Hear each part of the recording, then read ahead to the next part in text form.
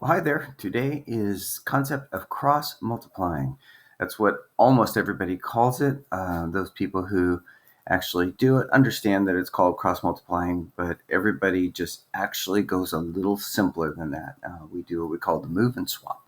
Let me give you an example. In regular fractions, let's say you've got a number like 3/4. We know 3/4 is equal to, that's right, how many twelfths? Well, it's going to be, well, you say what goes into 12 four times, well, 3 goes into, so 3/4 is going to be 9/12. Okay, you know that. You can kind of figure that out in your head. Another way to do that is to say 3/4 equals what over 12? This is the exact same problem. You're just saying what is 3/4 and how many twelfths on it. Rather than trying to think, okay, what goes into 12 that many times, you can do this thing that they call cross multiplying. So when you have a fraction equals a fraction, you can take that is equal to that. In other words, 3 times 12 is equal to 4 times x. It's called cross multiplying. Across a fraction, they do cross multiplying. Okay, and then we just say, well, 3 times 12 is 36, and that's equal to 4 times x. Divide both sides by 4, and you get x is equal to 36 divided by 4 is 9. Okay, where this is a way for us mathematically to figure out what you could have done just in your head. And they call this cross multiplying. Where this gets tricky is when these things on the fractions aren't just things you can do in your head, when they are actual algebra type of equations and such. We'll start with simple ones where they have just x in one of these spaces and maybe some other things in these spaces, but still fairly simple. That's where we'll start, and then we'll move on from there. So I'll give you one that is a little bit differenter. So let's say you have 5 over 8x equals 15 over 4. Well, this is one where you're just like, I don't know. The answer is going to be, so 15 over 4 is about 3 3/4. So 5 over what is 3 3/4? Well, that answer is going to be a fraction. It's not going to be something you're going to figure out in your head. But using the cross multiply method, we can simplify it quite a bit. And so if I do that, I say 8x times 15 equals 5 times 4. Well, 8 times 15, as you all know, is 8 times 10 is 80. 8 times 5 is 40, so that's 120. And 5 times 4 is 20. Okay, divide both sides by 120. And I get x equals 2/12 or 1/6. That's 2/12. I just divided this by 10. The 1/20 is the same as 2/12. So you just add a zero, cancel those kind of.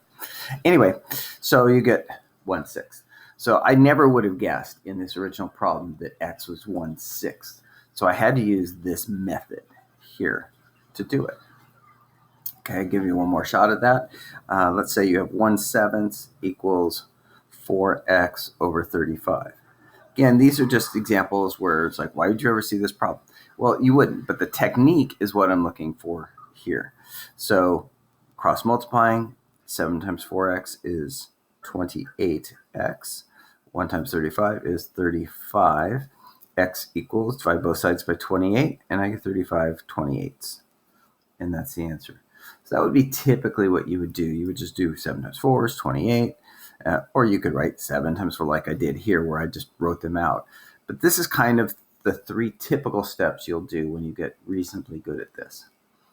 Okay? And that's cross multiplying. It's not that complicated, but it does make a difference on you being able to solve problems that you can't do in your head.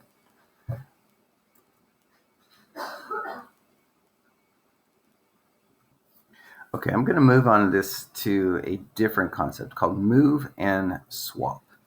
Okay, so I'm going to look at this problem. 2/4 is equal to 5/10.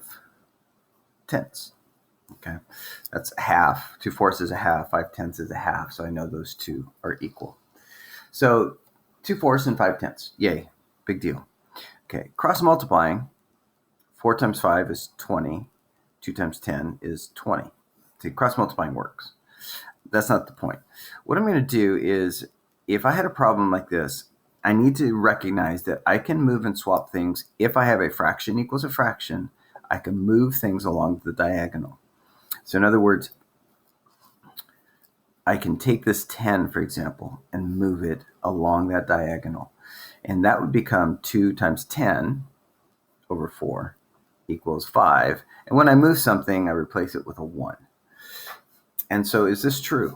2 times 10 is 20 over 4. Is that the same as 5 over 1 or 5? And the answer is yes. 20 over 4 equals 5. It is legal, it is possible, and it works every single time that you can move something along the diagonal, either direction. So in the same way, I can move this one down there. And again, when I move it, I replace it with a 1. That's equal to 5 over 10 times 2. Okay, is that true? Is 1/4 equal to moving the 2 down? So 10 times 2. Well, that's 5/20ths. And yeah, 1/4 is 5/20ths. So this does work. I can move things across the diagonal. It also works the other direction. I can move the 5 down here. So 2 over 4 times 5 is equal to 1 over 10. Again, when you move it, you replace it with a 1. So 2/20ths is 1/10.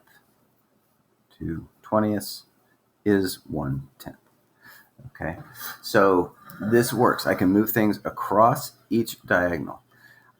So that's what I call the moving thing. So when people do this and they say, well, cross multiply, well, when you get good at it, you don't really ever cross multiply. You just move and swap things. I'm going to start with the move concept, is you can just move things along diagonal. It is also possible to swap things. And what I mean by that is, let me give you another problem. For example, 8/3 equals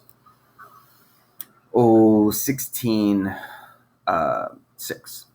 Okay, so and that's true. So 8/3 is 16 6. So I can also swap things. So for example, across the diagonal, I can swap. I can not only move them, I can swap them. So for example, if I swap those as 16, 6 goes to where the 8 was, and 8 goes where the 6 was, is this true? What's 16/3? Well, it's 2. What's 16/8? Well, that's 2. 6/3 is 2. 16/8 is 2. I can just swap those. So not only could I move the 6 over there, replacing it with a 1, and that would be true, I can also just swap stuff, and that would also be true. So here's an example where you might use this to solve a problem. So let's say I have the same similar problem. 8/3 equals 5 over what? And I'm trying to find out what that what is. I'm going to use the move and swap because ultimately I want x equals something, right? Well, I'm just going to move this to make it x equals something. So I'm going to swap these two, becomes x over 3 equals 5 over 8, right? And I'm going to move the 3. So this becomes x over 1 equals 5 times 3 over 8, or x equals 15/8. 5 times 3 is 15 over 8. And x over 1 is just x. I usually, if I have a 1 in the denominator, I remember it's there, but I don't usually write it. I did this time. So I can take this, and without even thinking, I just move everything. You ever have one of those games where, there's these little things, and you've got these squares, and you've got a hole, and you've got to move this, move that, move this, move that, and you can just kind of slide things around because your goal is to get your dealy bob, from here to here. That's kind of what I'm doing here. I'm just moving and swapping things until I get to this goal. That's actually what everybody does. Let me give you another one. For example, 4 over 5x equals 8/25. Now, most math books will say, use cross multiplying to solve this. Okay, I'm going to do that. This becomes 5x times 8 equals 4 times 25, or 40x equals 100, or x equals 100 over 40, which is equal to 10 fourths, which is equal to 5 halves. Ta-da, answer. Okay, that's using cross multiplying. Math books will teach you how to do that. I'm teaching you how to do that. It's fine. It's peachy. I'm going to do it a different way by moving and swapping and see what you think. Most people who do this math don't even think about it. They just move and swap. They don't cross multiply and then da da da da da da. So I've got this to start with. I want the x by itself. So I'm going to put the x over here. Okay, right now it's there. I'm just going to move it up there. I'm going to swap the 5 and the 8. Or sorry, I'm going to move the 8 down, move the x up, move the 25, and leave the 4. So, and there's a 1 there, but I'm not going to write it. So what I've done is in one step, I just put the x on the top, I move this over there, I move that over there, and I end up with x equals 100 over 40. Same thing, or 5 halves. Okay, so in one step, I've kind of got it, as opposed to this times this times this, and then once you get to the here, it pretty much is the same. So I've just moved stuff, and I haven't really thought about cross multiplying, so to speak, because I've just played a game with it. Okay, let's do a simpler one just to make sure you get that. Let's say I have 5 over x equals 15 halves. Okay, I want x. I'm going to swap those. So x equals 15. I'm going to move this 5 times 2, or x equals 10 fifteenths, which is 2/3. So this is the move swap.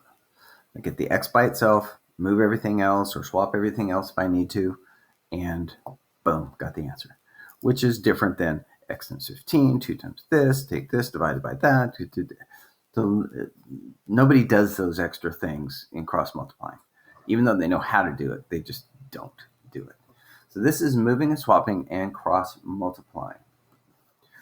Okay, so let's move on to something a little bit more complex. This one is going to be, what if it's not simple? A fraction equals a fraction. Well, we're going to use the same method, both cross multiplying concept and move swap concept, to solve this thing. So I'm going to give you an example of a problem.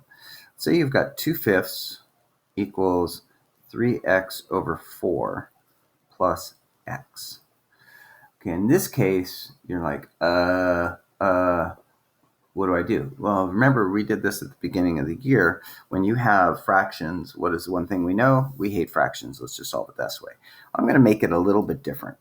I'm going to make this into a fraction equals a fraction, and then move and swap and see if that also can get me to an answer. Right now, I have a fraction equals a not real fraction. I've got two things. Well, to make this the same, I can multiply top and bottom by 4, right? So now it's 3x over 4 plus 4x over 4. Or this becomes, again, 3x plus 4x over 4. So just to remind you on that. So if you have something over the same denominator plus something over the same denominator, you just add the numerators. So this becomes 7x over 4 equals 2/5. Okay, so in this case, again, isolating it, I'm going to move the 4 over there, move the 7 down there. So I have 2 times 4 over 7 times 5 equals x, which is 8/35. Answer. Okay. Now, in my head, I probably would just do it this way. I would say 2 times 4 is 8, 7 times 5 is 35, equals x. I would do this. I wouldn't write this piece because I can do 7 times 5 in my head and get that answer. But worst case, you've got one step you've got to do. Okay, so let's look at a bunch of these problems and show you how to do them using this idea of cross multiply and move swap. So here's one that's a little bit more complicated. -5 halves minus x equals -x minus 5x over 6. everybody's favorite problem. And so I don't have a fraction equals a fraction. I can make them by simply putting this 2 over 2, putting this one as 6 over 6. In other words, multiply top and bottom by the same. So this becomes negative 5 minus 2x over 2 equals negative 6x minus 5x over 6. Okay, if I can simplify it, I will. 5 minus 2x, I cannot simplify those. They're different things. But negative 6x minus 5x, I can simplify. So this becomes negative 5 minus 2x over 2 equals negative 11x over 6. Right? Okay, so I can now turn this into a simpler problem just by moving things, or cross-multiplying, if I want to call it that. I'm going to move the 2 up here, so this becomes 2 times negative 11x, and I'm going to move the 6 over here, so this becomes 6 times negative 5 minus 2x. Now, when you move it, remember, you're multiplying this times that equals this times that. That's essentially what cross-multiplying is. And the denominators, when I move them, become 1s, so I eliminate the fraction, because this over 1 and this over 1 are just like they're not there. Okay.